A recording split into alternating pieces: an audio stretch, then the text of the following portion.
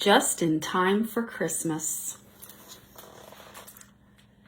It seemed like a long time to wait, going all year without a piece of cream candy.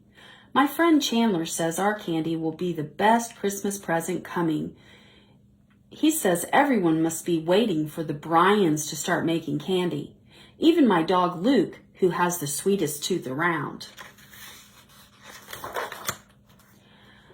Bryans have been pulling candy on this porch for over 100 years. That's what my great-grandmother tells Chandler and me.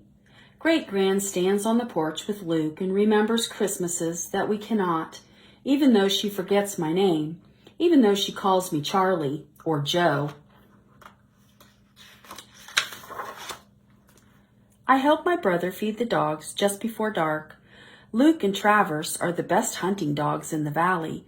Luke's my favorite because he's his own boss.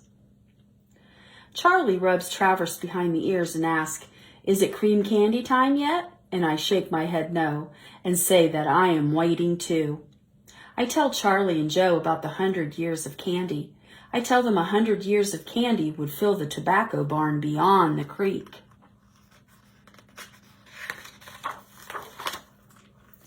We wait past November for cream candy weather, when the Kentucky air is hard and clear. The sycamore logs echo with a cold thunk when Joe and I bring in firewood from the porch.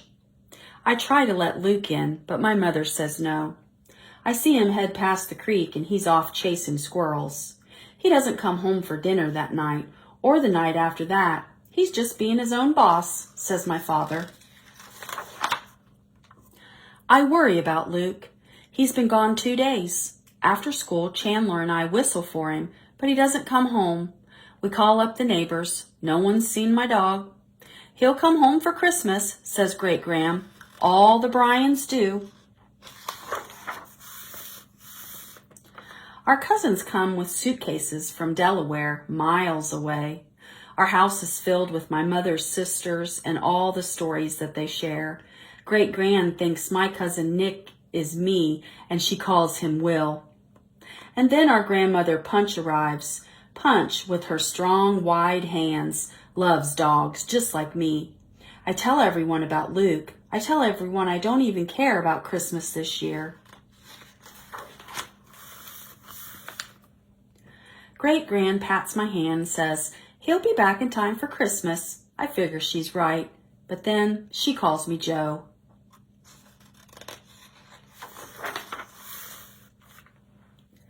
It is a cold time and a family time. It's a Bryan time, and the waiting is over. My uncles bring in the fir tree, one we cut from the north field.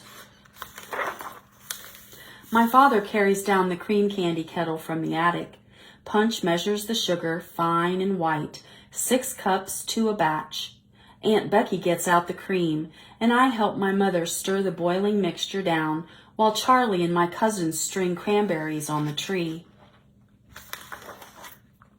I worry about Luke. He's been gone 5 days. Maybe he's in trouble somewhere, up in our woods. Punch and I go out across the fields to call for my dog. We shout his name loud, and it echoes off the hills. I let Travers in, quiet like, and he curls up behind the chair. My father bangs out carols on the old black piano.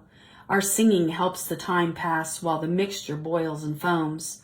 The whole house smells of our candy, of sugar and vanilla and cream. It is the smell of Christmas every year for 100 years. And then, "The candy's turning color," calls my mother, and so it is. The boiling bubbles are as pale as ginger ale. I hang over my father's shoulder as he lifts the heavy kettle. I shoo Travers away while the candy's poured onto the cold marble slab. We stand on the porch, every Bryan, from Great-Gram and Punch all the way down to me. Everyone gets a turn at pulling. My father has the best pulling hands. The candy doesn't stick to them like mine, and I watch him twist and turn the long, thick rope of taffy. It gleams in the air like Christmas snow. Joe drops his hunk of taffy on the porch and picks it up fast before anyone sees. I hold on to Travers and try to think Christmas. Suddenly I hear a familiar whistle, low and clear, and I see Chandler with Luke coming up the road. Travers wags his tail hard when I yell Luke's name. "That boy can smell our candy a mile away," says my great-grandmother, waving to Chandler. "And so can Luke," says Punch. "He's a Bryan through and through." We stay on the porch in our coats with red cheeks and cold hands. Everyone gets a turn at cutting the long, sweet ropes into pieces, fat and square. We each grab a piece, and the waiting is behind us. Stretched out long like a train full of days, I sneak Luke a lick of candy. The candy begins to cream. It turns from chewing gum soft to buttermint hard. "I like it soft best," I tell Chandler. "So do I," says Great-Gran, and she calls me Will. Later, my mother shoos the dogs off the porch and sends all the cousins to hang a wreath on the barn beyond the creek. We sit in the hay, smelling seasons of tobacco and eating cream candy till our teeth ache. The dogs curl up beside us, and Chandler tells me again how he found Luke chasing quail.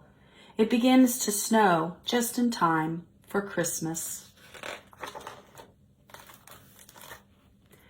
Just in time for Christmas.